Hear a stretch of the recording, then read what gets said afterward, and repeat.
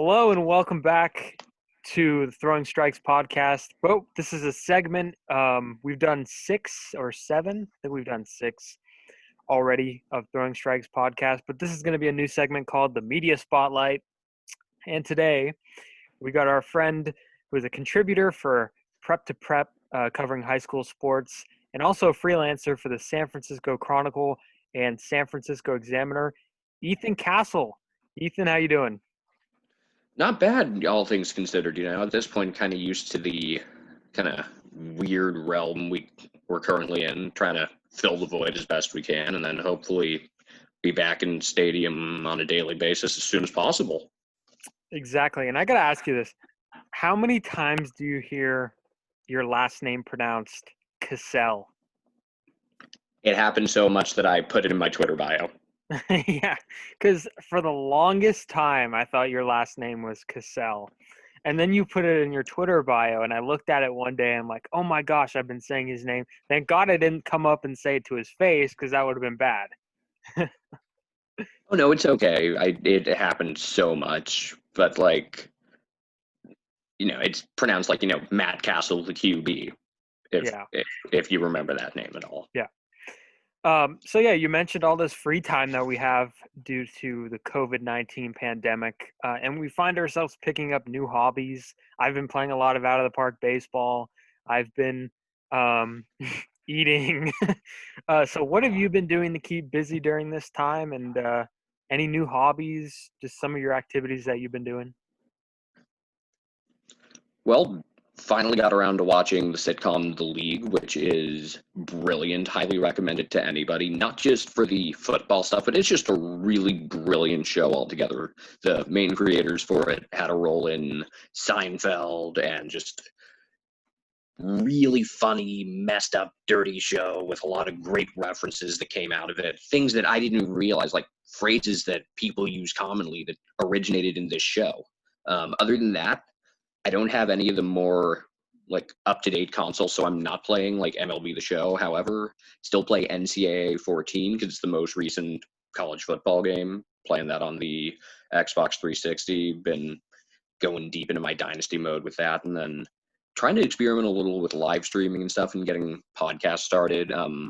So a couple of the people that I think really highly of in the sports media industry are Cespedes Family Barbecue, who hopefully most of your viewers and listeners are familiar with. And one of the things they've been doing is what they call the Backyard Baseball Power Hour. They've been bringing out Backyard Baseball, computer game from the early 2000s, and not only playing it, but watching games with computer teams facing each other, which is fun because, unlike classic games, where what happens, this is totally unpredictable. And on top of that, they've been doing it with some really fun guests. Like just last night, actually, they had Ryan Yarbrough on from the Tampa Bay Rays. They've had, who else? A couple other really good ones. They've had Cole Tucker, Nick Heath, who's a Royals prospect. Jason Benetti, the White Sox broadcaster, has been on 3 times now, so he's basically an expert at this point. And I've just been digging up all these old games I used to play when I was 7, 8 years old, and man, they still got some value. Still hold up pretty well. Have you been playing it too? Yeah, been trying to get through some stuff with the entire Backyard Sports series, and I'm going to start live streaming, actually. I just wanted to go back through and unlock all the stuff again. It's like when you watch someone play a Mario Kart tournament and they only have the most basic stuff unlocked. That's not fun. Yeah. So I felt like I should take it upon myself to go back and, unlock all those things so that people get the full experience.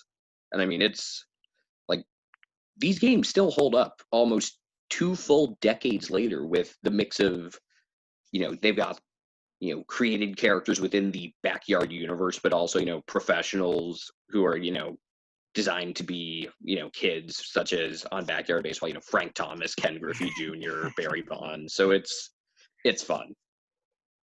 So in terms of Major League Baseball, there's discussions with the Players Association and then Major League Baseball on how to reopen the season. Right now, there's pretty much turmoil everywhere on every stretch of the imagination. What are your thoughts on this mayhem? Where do you think that they go from here? Well, I like how the players have handled themselves so far. I like that, they've taken a pretty, stern, hardline approach with, this is what we agreed on months ago. You guys got to honor this with the, prorated salaries. I like that they countered with the possibility of not just playing 82 games, but as much as 110. But one thing that I don't like, and I think I forget which analyst mentioned it, whether it was Jeff Passan or it might have actually been Eduardo Perez. It was during one of the KBO broadcasts, because at least one of the interviews they have every night is talking about the current labor situation and was saying how, both sides just kind of air their frustrations through media rather than discussing with each other. And I think the most striking example of that was some of the stuff Blake Snell said during one of his live streams. So yeah, and Marcus just, Stroman's been saying stuff. Max Scherzer typed out a big paragraph. It's all over the place. well, I liked what Scherzer had to say. It was very calculated. It was, it wasn't like he was just throwing stuff out there. You could tell he had really put some time and effort into what he was saying. Whereas Snell, I mean, he was just kind of saying whatever. And this is also, if you remember his comments when he found out they traded Tommy Pham, he's just kind of letting it fly sometimes. And also Buster Posey, one of the guys, and somebody described him on Twitter as the guy that's really safe with his words. He knows what to talk about and when to talk about it. And he even tweeted out a link to an article, and he said, look, this is a neutral article. This is not affiliated with the players. This is not affiliated with the owners. Take a look at this. It's a venture capitalist. So there's a lot going on there. Yeah, I really liked how he put it. He did something that we all need to always be mindful of, consider your sources, consider bias. And he did that for everyone. And it's, and to have that from a guy who's not just out there saying stuff all the time, it kind of carries more weight. I love hearing what Trevor Bauer has to say because he's always got a unique and interesting perspective. His Bauer Bites interviews he did last year, phenomenal. Oh, I love him. Watched every single one of those. The brief exchanges I've had with Bauer at games and stuff, he's always entertaining, but you know that he's going to weigh in on everything. It's impactful when you get something from someone like Posey, who usually keeps pretty quiet, I love Bauer. I love Bauer to death because he's not afraid to express himself, and he talked about like his past hardships, etc. And he also talks about the flaws of the baseball business, and there are a lot of them. I think one of the funny things that Bauer said was, when he hits free agency, what he's going to do is he's just going to take 1-year deals. Every year he's just going to take a 1-year deal, and he's going to report back and say how that team was, how the ownership was, and I think that's a really good idea. So you're an Oakland A's guy, growing up in the Bay Area, during some of those really, really good A's teams, where you had the big three, Mulder, Hudson, Zito. You had Miguel Tejada at shortstop. And then Eric Chavez, playing third base. Do you remember anything about those teams? Absolutely. See, being born in 96, first ever game I went to at the Coliseum was actually on my 5th birthday in 2001. I was at game number 19 of the 20-game streak. The movie Moneyball, which is much more about the streak than the whole process. I'd say the book delivers a completely different angle of the movie, and it's really worth reading if you haven't. But it, everyone talks about game number 20 in the streak where they blow an 11-0 lead. Well, game number 19, they actually trailed 5-0, had to come back and ended up walking it off on I believe it was a Miguel Tejada single. So that was definitely one of those memories, but just that whole run with those teams. And then the mid-2000s, a couple of years where they came up just short, seeing the Angels clinch in Oakland, but then coming back in 06, and actually the 06 ALDS against the Twins has been televised by both MLB.net and NBC Sports California, and just how fun and unique that 2006 A's team was, being able to channel Milton Bradley and keep him from going completely off the rails. 38-year-old Frank Thomas coming back and not only winning comeback player of the year, but finishing 4th in MVP voting. All of that. Those teams were really fun. I think that 06 team had something special. If they weren't devastated by middle infield injuries to the point where D'Angelo Jimenez was starting playoff games, I would say there's a very good chance they would have won the whole thing. So in terms of your relationship with sports, how did your love affair with sports begin? I'm just as a little kid, it was just always something I gravitated towards. I mean, my dad always had games on, and just even from the very first time I ever went to any live sporting events, it just really held me. Like, in fact, actually, just the anniversary of the very first game I ever went to just passed. I still have, I don't have any like specific merchandise or memorabilia from it, but I went back and was able to figure it out. I backdated it May 25th, 2000, Giants Expos. So just like that experience of being at live sporting events always just really got me, and being able to have something to just focus on and get so invested in just always really had my attention. Like, if I was sitting there bored in class instead of like doodling or something, I'd, try to, think about who's going to be in the lineup tonight, all sorts of stuff like that. So I would always just make kind of depth always charts in fascinated me. class. Oh yeah, drawing up like depth charts and, trade ideas, all of that. Yeah, it's all fun. So what about baseball? Kind of baseball, aside from the other sports, how does baseball compare to them? What makes baseball stand out per se? Well, that everything can be statistically analyzed, and yet we're still, you know, sport's been played professionally for about 140 some years, and we're still not sure how to perfect it, how to do it right. We're seeing people innovate and change the game constantly. Like, I'm really curious what the next wave is going to be in response to, launch angle, home runs, becoming such a three true outcomes era. I mean, the pendulum's going to swing back and forth. That's just natural, but I'm just curious how it's going to evolve. Like, 10 years ago, if you told someone that throwing high fastballs would be effective, they would have looked at you like you're insane. It used to always be keep it down in the zone. And all of a sudden, you know, guys are launching pitches from low in the zone. No better example of that than Mike Trout. I mean, he's hit pitches at his ankles for homers. And if you're ever going to get him to swing and miss, it's going to be on something up. Hmm. I think the biggest evolution for me in terms of pitching, because there's so many hitting. I mean, you could start with the three true outcomes. You could start with the taking the walks, the home runs, and I guess maybe um, approach goes for the offensive numbers too, because like you're seeing 3-1 swings and 2-1 swings virtually in every count now. So it's crazy. But pitching wise, you would always see what I miss so much about pitching, you would always see the soft tossing lefty in every single rotation, in the back end of every single rotation. They all had it. Randy Wolf, Jamie Moyer. I guess Moyer wasn't Notre really. Dame's killer, Jamie Moyer, Jason Vargas, another Notre Dame's Jason killer. Vargas, yeah. Those soft tossing lefties don't have a spot in the game anymore, and it's crazy. And also another thing is, you always used to hear, knock the starting pitcher out early. Knock the starting pitcher out early. Now you don't want to do that because these bullpens are absolutely filthy. And I think it starts off with those Royals teams with the Davis, Holland, and Herrera.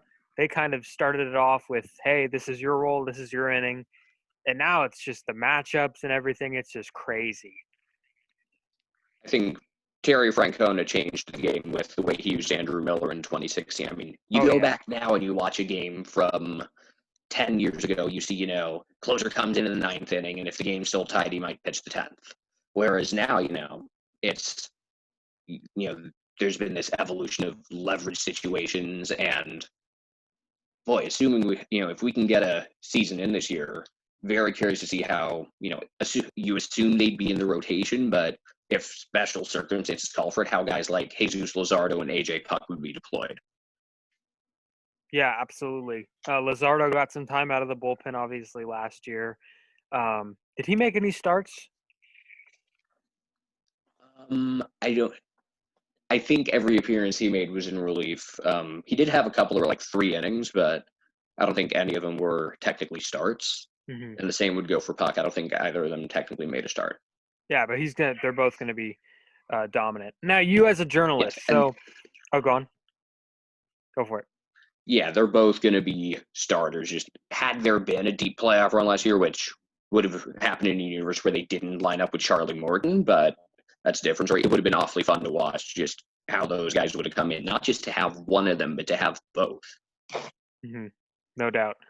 So you as a journalist, how did you get involved with sports journalism to begin with, and how did that passion kind of develop? Well, like every kid, have the dream of, being a professional athlete. And like most kids somewhere around the age of 10, you realize, okay, this isn't happening. But instead of, pursuing some desk job or something, I always understood that I want to be involved with sports one way or another. And, from listening to some of the evening shows on KNBR, such as Larry Krueger and then Damon Bruce and things like that, kind of realized, man, this is the life, be able to talk about sports on a daily basis and get paid to do it instead of just something you do for fun in your free time. That would be the way to live. And whether it's through broadcasting or journalism or anything, it's just something I've always wanted to be involved with. It's a field that I really enjoy. And, I feel like when it comes to careers, there are two approaches you can take. You can either do something you really enjoy and it doesn't feel like you're going to work, or you can do something that, yeah, you might hate it, but it pays so well, it lets you do all the other fun stuff in your free time, which is what I call the investment banker approach. So you also love high school sports and you cover high school sports. Um, why is high school sports? Because in my opinion, high school sports is so pure, and I think um, a lot of it is so pure. And I know that there's scholarships involved and there's recruiting involved. But these kids have fun with each other. There's so much energy. Um, and why is it so distinctive compared to maybe college or pro sports? Well, I especially love high school basketball, and that started from when I was in high school, becoming a team manager and just seeing how fun high school basketball is. I think not just is it such a pure form of the sport, it's also, I think, a level of basketball where you've got talent, but you've still got to, you know, master the fundamentals in order to win the game. There are only a couple of game breaking players out there that come around now and then where you can, just give them the ball every possession. It's still, for most of us, it's about, making the most of your possessions, winning the rebound battles, good shot selection. And it's just a really fun version of the game, I think. And just the atmosphere of, having people packed into a small gym, yelling back and forth, that rivalry atmosphere is so neat. But not just that, some of the less huge games are fun too, like the early season tournaments when you get to know all the coaches and stuff, talking with them during downtime. It's such a fun version of the game, and I think it's a sport that doesn't get enough exposure outside of, Indiana and a couple other places. It's a really cool version of basketball, I think. Absolutely. So I've noticed a lot of these high school kids, they're not really trained or used to the media just yet. But for a lot of students, it's really cool to them to know that like there's somebody there watching them, and that's they're going to see their name on a website or a newspaper the next day. Do you ever think about that? Do you ever think about like, wow, these kids, these kids, how do I get the best interview out of these kids? And B, like, wow, I'm the one that's kind of telling their story. Yeah, to answer part A of that, trying to get the best interview out of them, I feel like you kind of have to avoid the Key and Peele skit where they keep interviewing one of their football players, one of their made-up football players from the East-West Bowl. I believe it was Osmataz Buckshank, and his answer to every single question, no matter what they asked, was just gotta give 100%, play as a team, execute. you know, And you've got to avoid that and try to get something insightful, which can be difficult. You want to give something more interesting than they just wanted it more. That's something that anyone can answer. I feel like it's, there's kind of creating open-ended questions and getting into the details, but it's also, some of it also just comes from familiarity. Like I've noticed, especially with, the WCAL basketball teams, which I see a ton of, once I've seen a team about 3 times, then I can really start to get into the details. That's when you start noticing, not just the star players, because you've got your guys that'll be, double-digit scorers every night. But once you've seen a team maybe 3 times, then you can see, hey, this guy usually only scores 2 or 3 a game. Tonight he scored 12, and that's why they won. And then you get into, interviewing that kid and telling that story instead of just, the same 2, 3 best players did their usual thing. As for, sharing people's stories, I think it's really apparent, like, if you're giving some attention to a school that doesn't get a lot of it, like the schools in the Bay Counties leagues, like Stewart Hall, which great level of basketball there. Reminds me a lot of like the West Coast Conference in that you might not have the A-plus athletes, but you got great coaching and really high basketball IQ. We also noticed it with like the San Francisco Public School League that gets outside of their championship games, maybe one score list a week. And, it's so cool to see people that are appreciative of what you're doing. Because, high school sports is a niche market. The other cool one I had, and this might hit a little close to home with your purple and gold background, but like seeing a message on Twitter after St. Francis upset Reardon in the CCS Open Division basketball this year, seeing that one of the St. Francis players' grandparents was following my updates from North Carolina. That was just the coolest thing. Yeah, that's pretty awesome.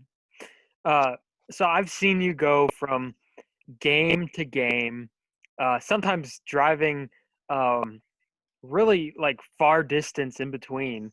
I think, and you could tell me if I'm wrong on this, I think I saw you go from cover a Terra Nova game at Terra Nova, and then you drove down to Foothill to cover a Reardon. Who were they playing? I don't remember.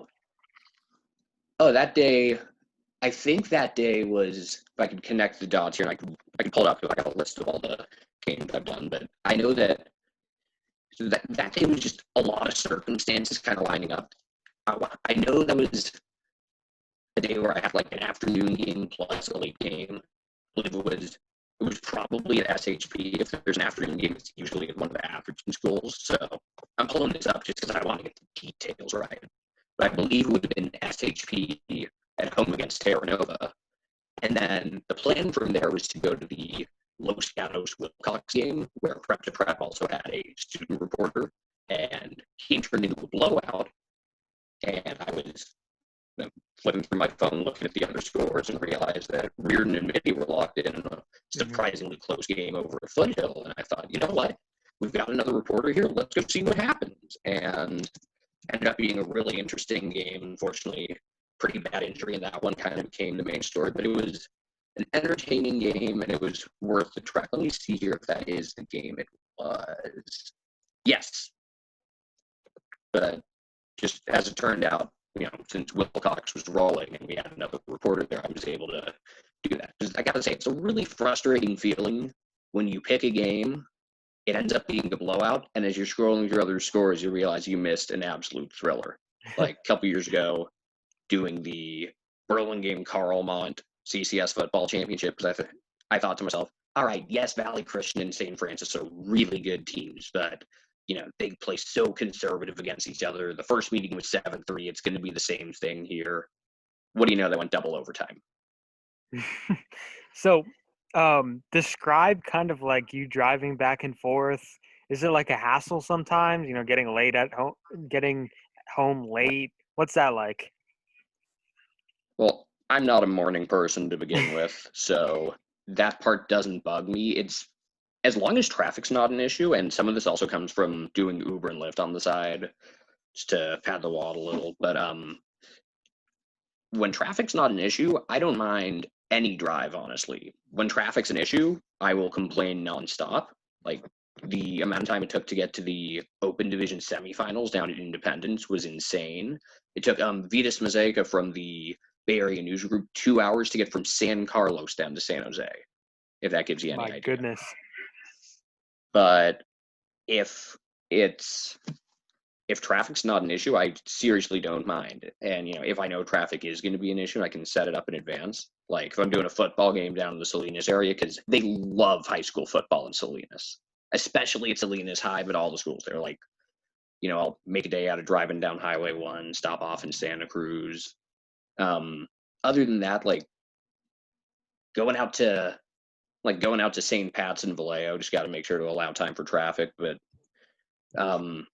The one really crazy one actually was a couple years back. I guess it would have been 2018 when I was going back and forth between two sites for CCS basketball championships. They were supposed to be at Independence and at Santa Clara University.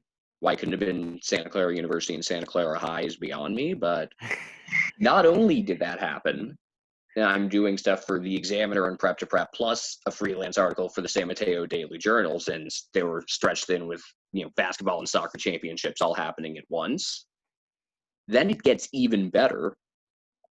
They have a power outage at Independence and pack up and move everything 3 miles to Piedmont Hills, which actually in a way worked out perfectly because it staggered the start times by like an hour apart. So I was just racing back and forth. Like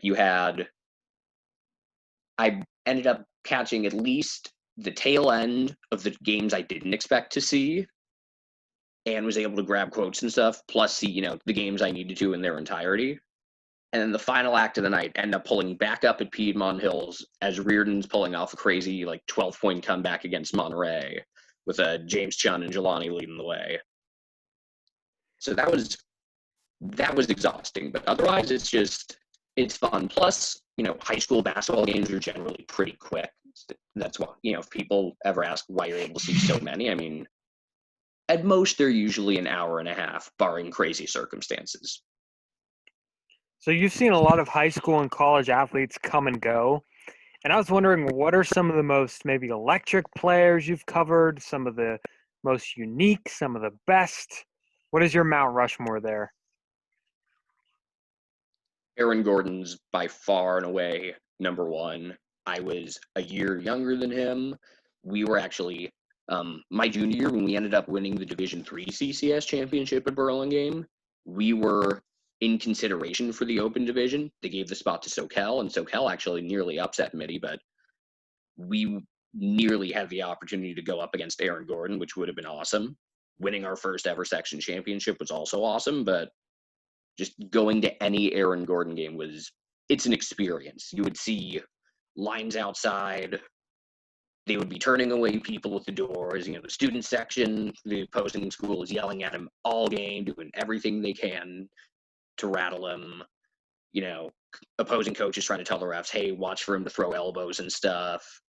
And you knew at some point he'd do something insane. There would be at least one crazy dunk in there. I remember back when they had the WCAL tournament, he was in the middle of the key and basically threw an underhand pass off the backboard and jumped up and grabbed it and threw it down. There was one at Reardon, actually, where they were up 3, got a steal, and could have just dribbled out the clock, but he wanted to put on the show, so he went all the way down the court, took the stretch pass, and threw down this amazing windmill, and he's above and beyond. I think it's going to be hard for anyone to top him just because not only was he that good, he had that wow factor, and at the same time, he wasn't perfect. He wasn't a great free throw shooter or anything, so, he was beatable, but at the same time, he was a man among boys. Jalen Lewis just finished his freshman year at Bishop O'Dowd, and he could totally be in that conversation. I think he could be better than Ivan Rabb, who was sensational and played in one of the best games I've ever seen. State championship O'Dowd versus Mater Dei at Haas Pavilion, and he gets fouled with less than a second left in OT, airballs the first free throw, makes the second to win it.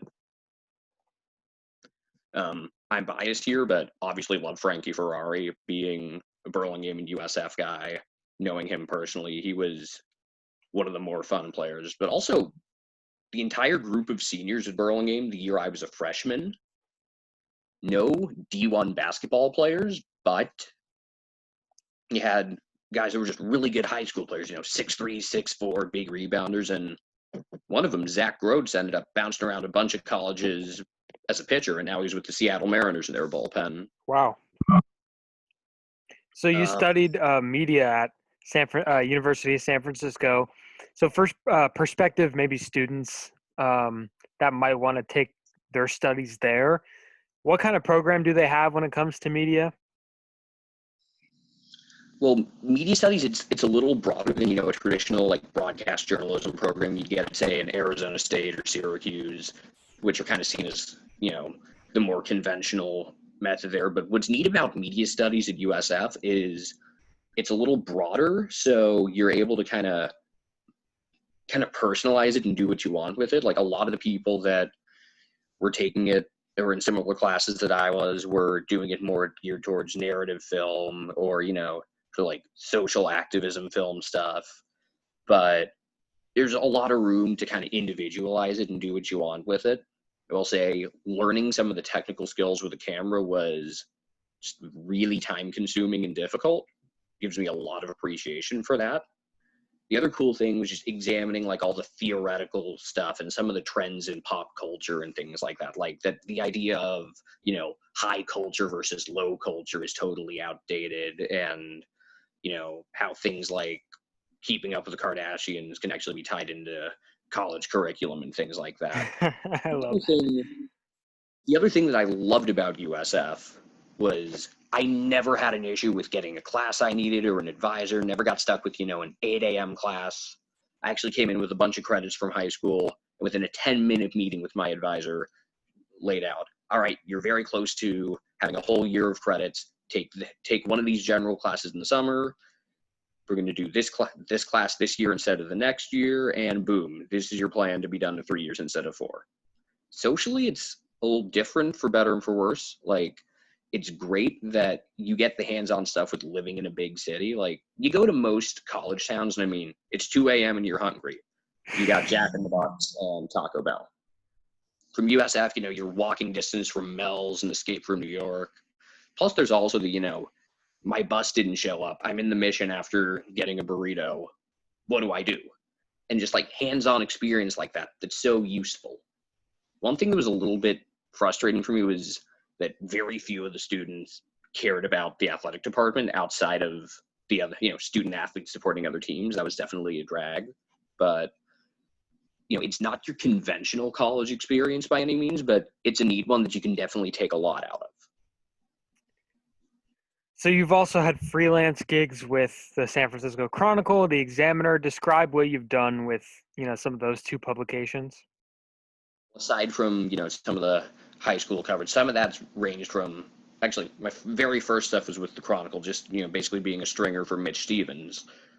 But kind of at the collegiate and professional level, at the collegiate level with the Examiner, got to do a lot with USF basketball and baseball, mostly just game stories there, but was able to really dig deep. And it was just cool getting that experience, not only, covering live games and having, the difference between high school and college and professional, at a high school game, you're keeping your own stats. At a college professional game, all of that's there for you. So you got to do more digging in terms of a unique angle for a story. But what was nice is, at a USF game, most nights there might be a reporter there from the Chronicle. And then if you're playing like BYU or Gonzaga, one of, the reporters from the Spokane or Utah papers. But otherwise, it's kind of your thing. So you're kind of able to establish a good relationship with the coaches and players, kind of get to know them on a more personal level that, at a school like a Kentucky, that just wouldn't be happening. And then professionally, I've had a few experiences freelancing and filling in, covering games, MLB games in both San Francisco and Oakland. Just learning the experience of an MLB press box is kind of the conduct there and everything is really neat. And kind of just seeing the different personalities that are in there. You see different environments. Some people really like to keep things quiet, and others like to, enjoy that they're at a ball game, be conversational. Kevin Franzen particularly really enjoyed getting to know him a little bit. He's a WCAL guy, Bellarmine alum. But just kind of interesting seeing, the contrast again from a high school game where you're keeping your own stats to, you've got someone passing you at a college basketball game. They're handing you updated stat sheets at every single timeout, even though you've also got it on your computer screen. And at MLB games, you've got game notes in every resource. And it's just really fun to watch from this perspective where, you're there, but you're not, as fun as it is to be a fan, and I love that experience, it's cool to see it from this, you just kind of an observer from up above, or depending on what ballpark you're in. By the way, the press box at Oracle Park is at the back of the first level. So it's an awesome view, but it's also open air. So it gets cold in there. Whereas the Coliseum, you're up above the second level and the windows are shut. So you're not freezing and you still got a good view, but it's not like, better view than the broadcasters have. But the other thing that I just get a kick out of every time, and a couple other people have pointed this out too, the Cespedes barbecue guys have talked about this, is like when a stadium's empty and there's no crowd noise on a mic, and you're listening to a broadcast, you can kind of hear the press box announcers. Someone within the press box who's like with the official scorer sends out announcements within the press box, and they're always, for some reason, really close up to the microphone. And, you might hear things like, for example, that was Austin Slater's first career stolen base, or final line for Sean Manaea, 7 innings, 6 hits. And just seeing that up close is really funny. I think my favorite of all, I forget if it was in Oakland or San Francisco, but it was a ball that dropped in between two guys that just like miscommunicated. The sort of play that everyone knows should be an error, but you can't call one. You can just hear the disgust in their voice as they say, "Base hit." That's good. All of that stuff is it's neat to see. So, finally, you have some experience as a youth baseball umpire. So that must be absolutely amazing. That sounds absolutely amazing to me. And I'm sure you have some pretty good stories. Have you thrown anybody out? That's what I want to know. No, and there's only one time I ever really wanted to. There's this one coach who was just on every umpire for everything, and I really regret not giving him more than a warning to this day. I mean, it's been 7 or so years, and it still bugs me. Not that I want the satisfaction of throwing someone out, just this guy deserved it. But I also remember one time in particular, this guy yelled at his center fielder to move in, and the batter immediately pounds a triple over the center fielder's head. But other than that, like both leagues I've umpired in, San Francisco Little League out on Treasure Island mainly, and Burlingame Youth Baseball Association, which is at Bayside Park, it's a league where everyone knows, the umpires are former players. You probably know, the kid's older sibling knows them and stuff. It's a pretty communal feel, so usually people get along pretty well. Try to think of any like really good umpiring stories, and I don't have that much, honestly, in terms of like anything that was memorably good or bad. A couple of just funny exchanges talking with coaches and stuff. That's fine. I just wanted to know if you threw anybody out. But I will say this. My evaluation of a good day umpiring changed over the years from, just a matter of making good and bad calls to it's a good day if I didn't get hit between the legs, and it's a bad day if I did. All right. So that's going to wrap it up for us. Wait, I do have one umpiring story. Oh, let's hear it. That I Let's just hear it. remembered. It was out at Treasure Island. It was about, I guess 4 years ago now. And, there's a pitching change. I checked my phone to check the score on the Sharks playoff game. Yeah, this had to be 2016. And I get maybe the greatest alert of all time. Bartolo Colon hit a home run. And I told like every kid that I could see, Bartolo homered, Bartolo homered. Like it was one of those I'll never forget where I was type moments. That's hilarious. That was a great moment and probably one of the most unexpected moments ever. I mean, I've seen Ben Revere homer in person. This tops that. Everybody loves Bartolo. That's one thing about baseball. All right, Ethan, thanks for joining me here. Do you want to put in your plugs where people can find you?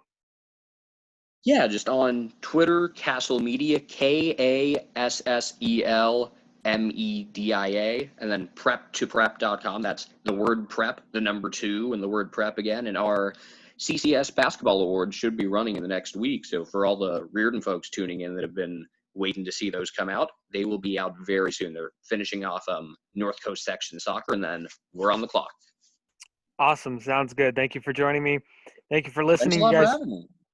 You guys can follow the podcast on Twitter at Strikes Podcast and on Instagram at Throwing Strikes Podcast. Have a good day, everybody, and thanks for listening or watching.